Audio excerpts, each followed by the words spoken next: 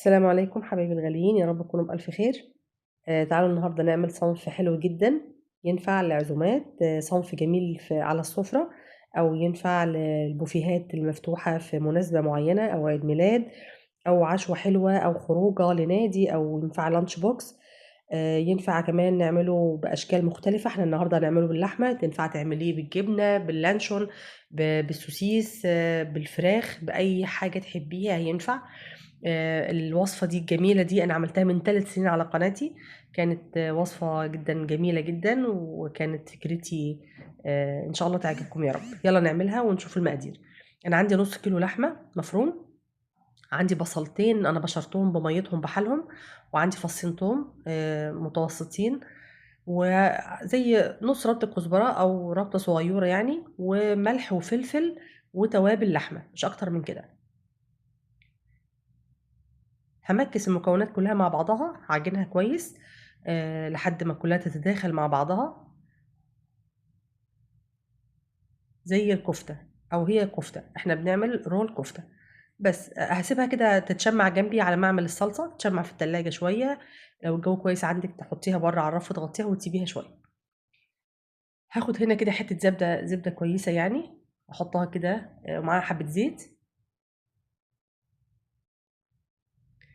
هاخد شوية على جنب، أدهن الصينية، أعمل وش الرول وهو داخل الفرن، والباقي هانزل بيه بصلصة. دي صلصة جايباها جاهزة، للأسف ما عنديش صلصة بيتي أنا عاملاها، لو صلصة بيت طبعًا تبقى كويسة.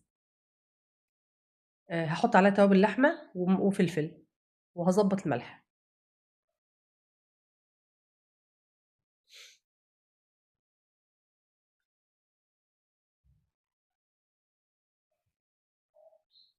بس هتاخد غلوتين وهاشيلها من على النار.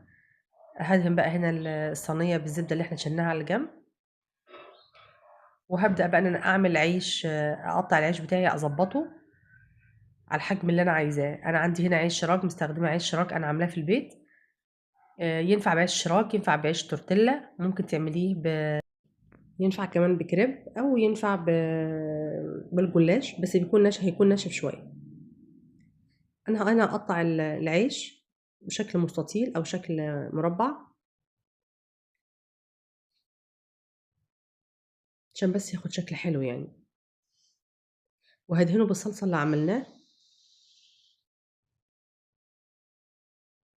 تقدري ما تدهنيش حاجة خالص في العيش، تقدري ما تدهنيش يعني، ممكن تدهنيه تومية، ممكن تدهنيه مايونيز، أي حاجة أنتِ حاباها يعني، وتقدري ما تدهنيهوش خالص.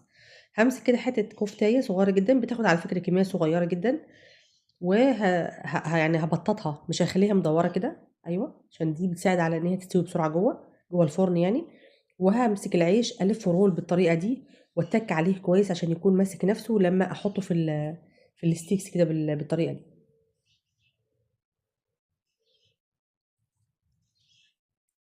هاقطّع هنا، وطبعًا أفضل تكون هي سكينة حامية يعني، والتقطيعة كمان ما تكونش ارتفاعها عالي، يعني كل ما بقت التقطيعة أرفع يبقى كويس، قد عُقلة كده أو قد عُقلة ونُص، مش أكتر من كده. كل ما بقت ارتفاعها صغير بتبقى تستوي في الفرن كويس وبسرعة كمان. إحنا مش عايزينها تقعد كتير في الفرن علشان ما تنشفش مننا، وده الهدف اللي أنا سِبت مَيّة البصل فيها علشان كمان تدّي للعيش طراوة، تخلّي العيش كده طري وكويس.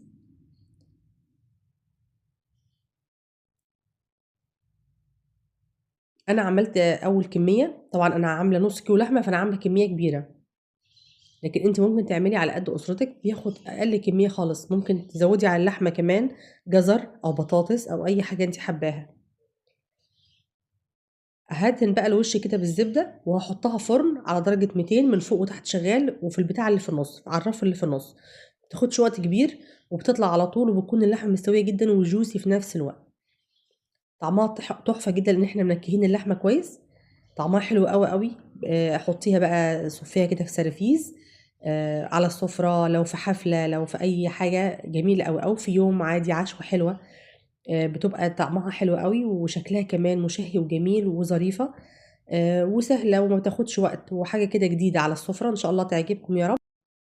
قدّميها بقى هنا بالشكل اللي تحبيه بقى، تقدّميها. أنا حطيت على وشها الصلصة اللي إحنا عملناها سوا، تقدري تحطي جنبها مايونيز، تقدري تحطي جنبها كاتشب، تقدري تحطي الصلصه دي نفسها تاكليها بيها يعني.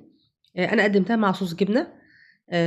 وبرضو لو عندك مايونيز او كاتشب او ماسترد او اي شيء انت تحبيه يعني تبقى طعمها حلو قوي قوي قوي. ان شاء الله يا رب تعجبكم الوصفه، تكون وصفه ظريفه وخفيفه عليكم، ونشوفكم في وصفه جديده. وما تنسوناش من اللايك والشير. ان شاء الله نشوفكم في حلقه جديده ان شاء الله.